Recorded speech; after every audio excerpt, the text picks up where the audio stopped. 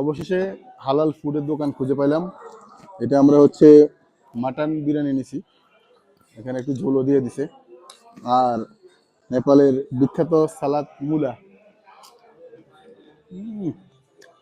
যে কটা রেস্টুরেন্টে গেছি নেপালে, সবগুলোর মধ্যে মুলার সালাদ।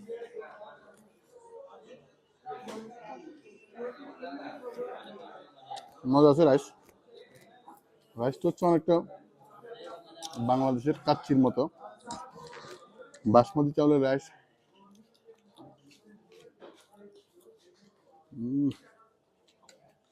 সাথে আছে হচ্ছে গোলাপ জামুন আর হচ্ছে লাড্ডু।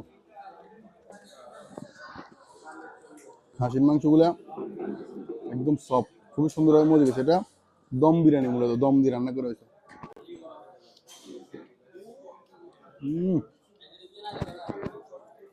আচ্ছা, মজা।